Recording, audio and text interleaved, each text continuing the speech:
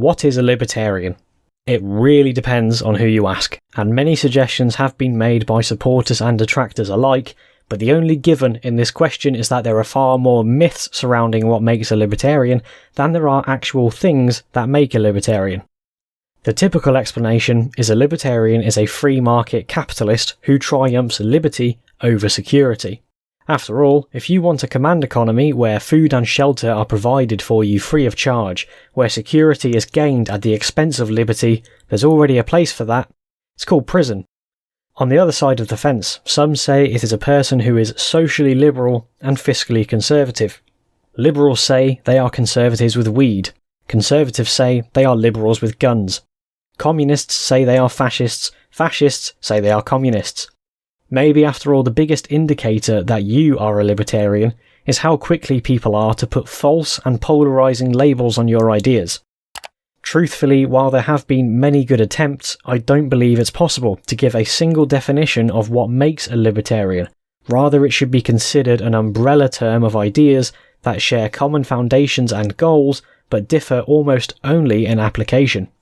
Because there are some things that all libertarians want: freedom, peace, and prosperity.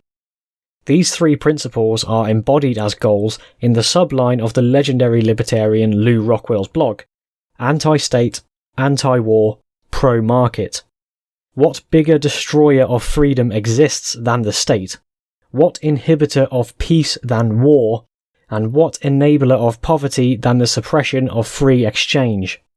Humanity can never achieve freedom, peace, or prosperity through government. Government is the only institution on earth that has ever carried out genocide. Governments have countless times legalised slavery, murder, and theft in complete defiance of morality. In the 20th century, governments killed 4 times the amount of their own citizens than citizens killed each other.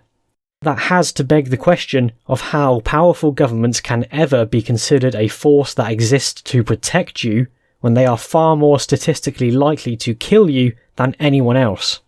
When the fate of your life lies in the hands of a man with a gun pointed directly at your face, wouldn't you rather be the one in charge of the gun and in charge of your own protection? These are the reasons why we give such great adherence to the ideas within the United States Constitution, as the American Revolution and the Republic it created are undoubtedly the greatest events in all of libertarian history. What makes it so sad is how far the Republic has fell from this grace, the Constitution being trampled on by donkeys and elephants alike to suit their own purposes at the expense of your liberty through the guise of democracy.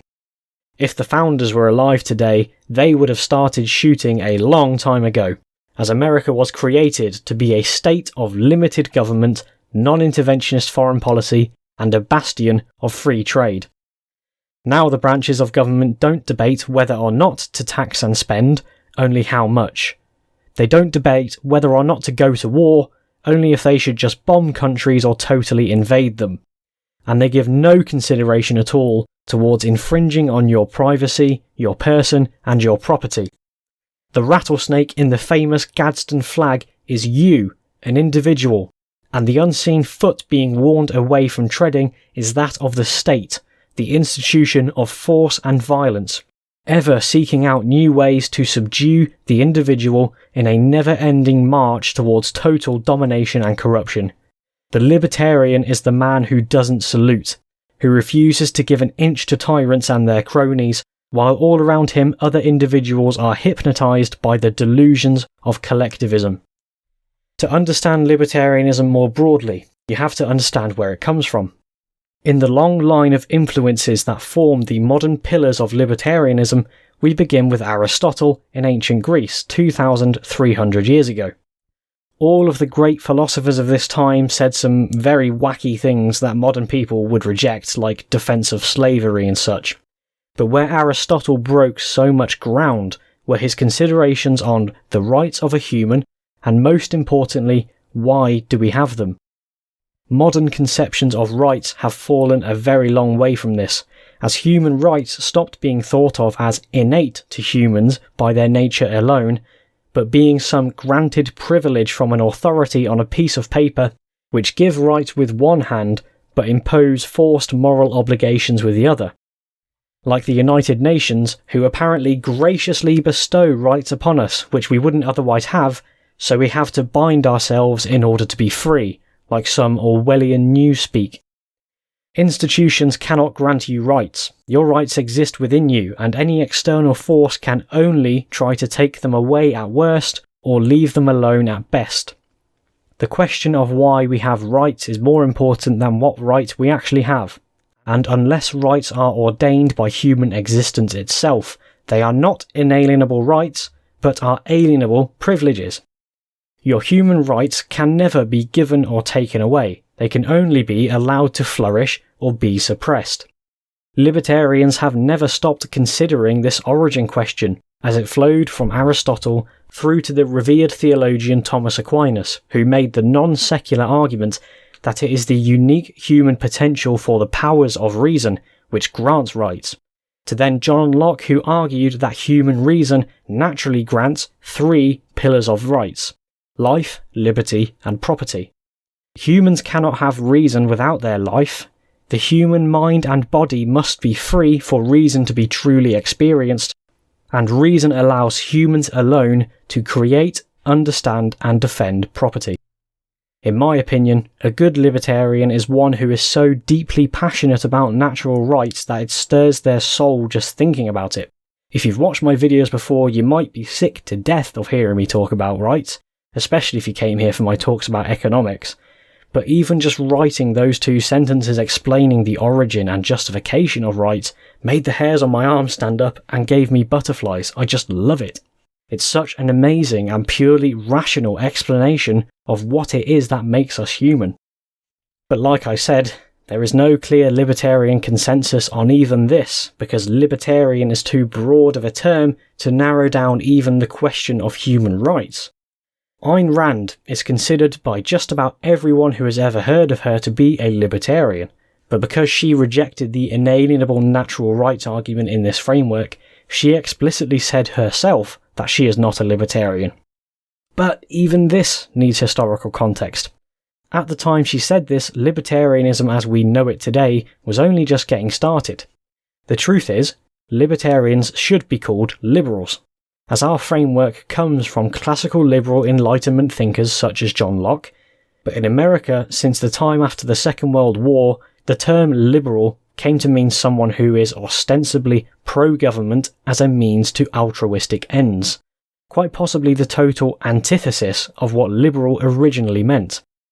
To make this matter all the more confusing for you, in most of Europe, liberal is still used to mean someone who is a free market government skeptic.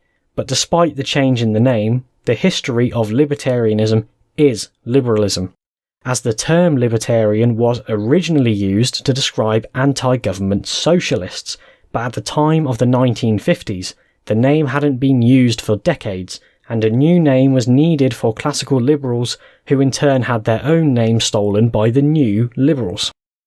The American revival of classical liberal ideas took on the name libertarian, and headed by Murray Rothbard, took on a radical direction by exploring the questions the old liberals asked and took them to their fullest logical conclusions.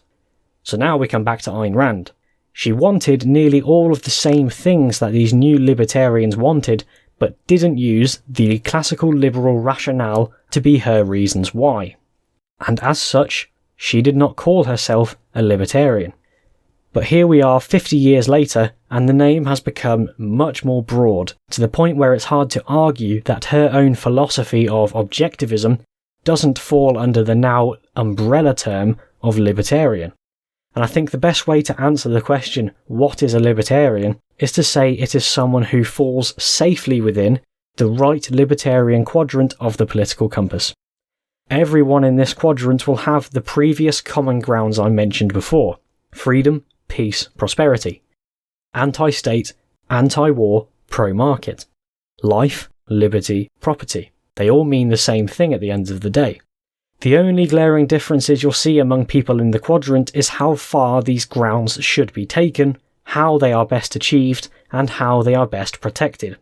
Anarchists and moderates will have heated debates long into the night just over whether a government is necessary to fulfill these goals, not actually over the goals themselves. Our community is a fragmented one, but one that I have immense faith in, as our logic is impeccable and our arguments are brilliantly rational. Libertarianism has been rapidly growing since Ron Paul, to the point where the Libertarian Party in America is the fastest growing party and quickly becoming a contender to the Republican-Democrat duopoly. All in all, I believe we just need to be able to shake hands and start moving together in the same direction, and not worry about how far the destination actually is until we can see it on the horizon. If you were curious about libertarianism and stumbled across this video, I really hope it helped explain to you a very brief history of our ideas and what we stand for, but there's only so much I can do in 2,000 words. If you're new to this, I'm sure you will have many questions, and if so, I encourage you to check out the Libertarian community on Instagram, give me a follow while you're at it, where you can find some very smart people to answer your questions.